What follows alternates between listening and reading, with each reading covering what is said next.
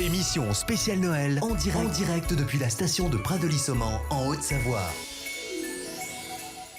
Vous êtes toujours sur Sensation, émission spéciale fête de fin d'année depuis la résidence des Soldanelles de Pradly. Alors un premier invité m'a rejoint en plateau, Erwan Diedrich. Vous êtes directeur diplômé de parapente. Votre activité s'appelle Erwan Parapente. On appréciera volontiers ce charmant jeu de mots, sauf que ça ne s'écrit pas de la même manière. Oui, bonjour, exactement. Bonjour. Oui, effectivement. C'est un jeu de mots avec mon prénom. Ouais. Vous proposez des vols en parapente en tandem, mais qu'est-ce que c'est exactement ? Alors, en fait, le tandem en parapente, donc on est accompagné d'un moniteur, hein, on n'est pas tout seul.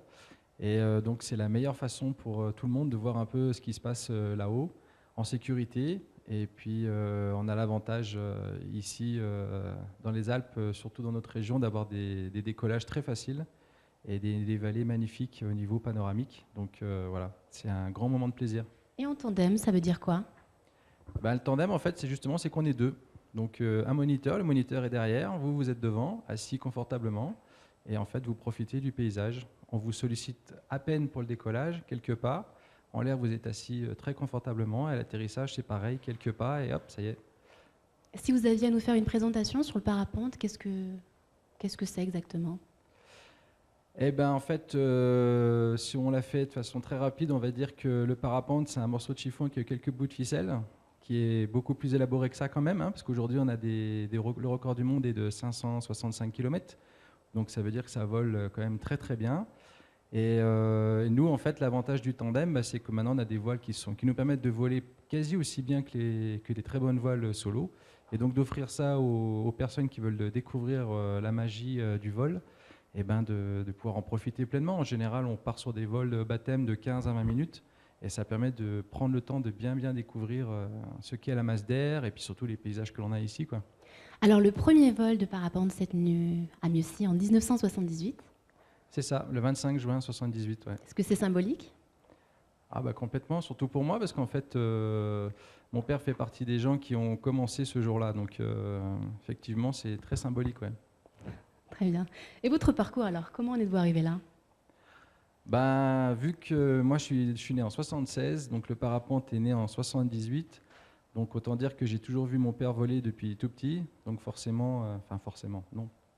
Pour moi oui, forcément, l'envie de voler et de le suivre était très forte.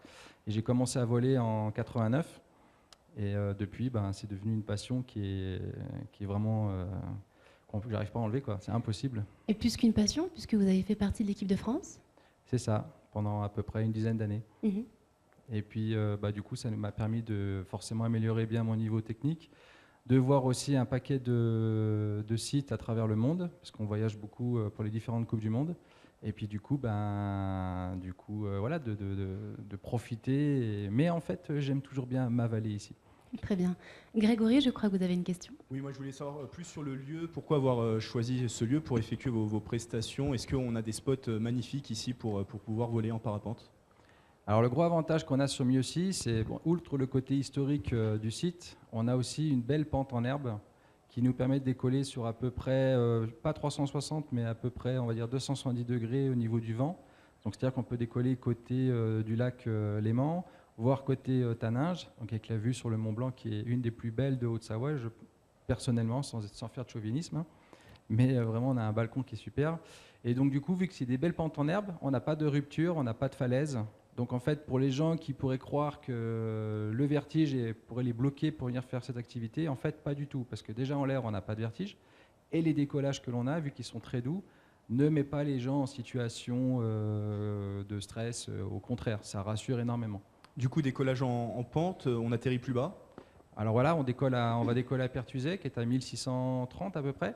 Et on va les poser à Mieuxy, donc ce qu'on appelle l'atterrissage de la ferme. C'est en contrebas de la fruitière de Mieuxy, qui est à 600 mètres. Donc ça fait un gros 1000 mètres de dénivelé. Ça permet en plus, donc l'avantage c'est qu'on a un décollage qui est quasi vertical de l'atterrissage. Donc ça veut dire que quand on arrive en milieu de vallée, on arrive très très haut. Et d'une part pour le baptême c'est super parce qu'on arrive à mettre de la hauteur sous les pieds, donc ça reste le petit côté impressionnant mais vraiment intéressant du vol. Et puis nous pour les élèves c'est très très bien parce qu'on peut les faire travailler longuement sous voile. Alors j'ai vu que vous aviez mis en place des stages en fonction des différents niveaux. Alors un stage thermique par exemple, c'est quoi? Alors un stage thermique, ça s'adresse à des gens déjà qui ont déjà un gros bagage au niveau vol.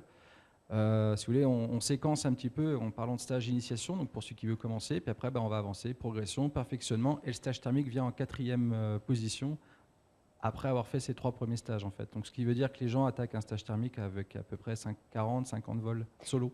Et si vous aviez à nous résumer justement les différents stages que vous proposez, quel serait ce résumé? J'ai vu que vous aviez également un stage de cross. Ouais, alors stage de cross, c'est pour quelqu'un, parce que si vous voulez, en parapente, on a deux grandes familles. On a les acrobates, donc ceux qui font de la voltige, qui vraiment se mettent la tête à l'envers, hein. C'est une discipline qui est à part entière, avec des voiles spécifiques et un entraînement spécifique. Et après, on a le stage de cross, enfin le cross-country, comme on appelle ça. Donc ça, c'est plus mon domaine, donc c'est la compétition que je faisais à l'époque. Et du coup, en fait, l'idée, c'est d'utiliser la masse d'air pour pouvoir voyager. Donc partir d'un relief sur un autre. Par exemple, ici, sur Mieuxy, le parcours qui se fait très facilement, que je fais avec les élèves, c'est de partir de Mieuxy, d'aller se promener jusqu'à la Dandoche, donc c'est vers le lac Léman, vers Évian, de revenir par Samoin et ensuite revenir à Mieuxy. Ça vous montre un peu ce qu'on peut faire, quoi. C'est assez énorme. J'ai vu qu'on pouvait aussi voler de 25 à 50 km. Alors c'est vrai que ça m'a étonnée. Je ne pensais pas qu'on pouvait voler sur de longues distances. Ah bah là, ouais, par exemple, le parcours que je viens de vous dire, ça fait presque 80 km. Mais ouais, en fait, dès que les conditions sont bonnes, alors pas trop l'hiver, c'est vrai, mais dès que le printemps arrive, on a des conditions de vol qui sont superbes et du coup, on arrive à monter bien haut. Nous, le jeu, c'est d'utiliser la masse d'air pour prendre de l'altitude et ensuite partir d'un relief sur un autre relief pour à nouveau reprendre de l'altitude. Donc, si vous voulez, on n'a pas de moteur. Donc, en fait, nous, tant qu'on a de l'altitude, on peut rester en vol. Donc, ce qu'il faut, c'est prendre de l'altitude pour ensuite aller plus loin dans le vol, en fait. Quelles sont les conditions obligatoires pour justement faire du parapente? Alors, je vais plutôt dire quelles sont les conditions dans lesquelles on ne peut pas voler, ce sera plus facile. Très bien. Alors, les conditions où on ne peut pas voler, c'est de la pluie ou neige, le manque de visibilité. Par exemple, aujourd'hui, il fait super beau en montagne, mais par contre, en vallée, on a du brouillard, donc on n'a pas de visibilité sur l'atterrissage. Donc, on ne peut pas voler, on n'a pas d'instrument et on vole ce qu'on appelle en VFR, ça veut dire qu'on doit voir et être vu. Donc si on voit rien, forcément, on ne sait pas où se diriger, on n'a pas d'instrument. Hein. Enfin, de façon, minimum obligatoire, mais rien de transcendant à ce niveau-là. Et puis, on ne peut pas voler s'il y a trop de vent. D'accord. Voilà. J'ai vu également que vous étiez présent au Maroc. Donc vous restez à Pradly quelques mois dans l'année, après quoi vous vous envolez pour le Maroc. Comment ça se passe? Vous proposez la même chose ou différentes activités en fonction justement des conditions aérologiques et météorologiques du Maroc? Oui, tout à fait. Alors en fait, nous, l'idée, c'est de proposer une école qui est ouverte à l'année, donc entre la France et le Maroc. Donc toute la partie printemps-été, on l'a fait donc, sur Mieuxy, le Pradly, tout ce coin-là, toute la vallée du Gifre. Et toute la partie automne-hiver, on l'a fait au Maroc, sur Marrakech. En fait, en gros, on suit le soleil, quoi. J'aime bien la neige, mais j'aime bien la voir. Mais la température qui va avec m'intéresse moins aujourd'hui.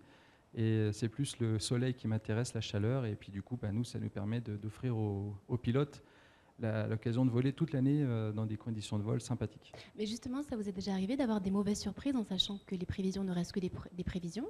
Donc le temps n'est jamais sûr. Comment vous faites pour anticiper ça, justement? Après, on regarde les prévis météo. Donc, ici, dans le coin, moi, j'utilise beaucoup. J'ai 2 sites et après, je recroise les informations que me donnent les sites. C'est sûr? C'est sûr. Non, c'est jamais sûr. Par exemple, aujourd'hui, on pensait que ça allait très, très bien voler, sauf que le brouillard qui est dans la vallée, en fait, n'était pas vraiment prévu. Et voilà, tant pis. Très bien. On a le temps pour une dernière question. Alors, qu'est-ce que vous aimeriez dire aux débutants pour les initier justement à venir vous rendre visite, effectuer... Alors déjà, comme je disais, n'ayez pas peur du vertige, parce qu'en vol, on ne peut pas avoir le vertige. C'est garanti, moi je l'ai. Et je vous assure qu'en l'air, on ne peut pas avoir de vertige. Donc déjà, si c'est ça qui pourrait retenir, venez. Et puis ensuite, vous allez voir que le parapente est d'une facilité déconcertante et permet vraiment de découvrir ce monde qui est, pour nous, magique et incroyable. Très bien. Juste pour plus d'informations, on peut vous retrouver sur un site internet? Oui, alors le site, c'est www.erwanparapente.com. Très bien. Écoutez, merci d'avoir été avec nous. Erwan Didrich, je rappelle que vous êtes moniteur, directeur au parapente à Mieuxy. Merci beaucoup. Merci à vous. Merci de votre accueil. Merci beaucoup.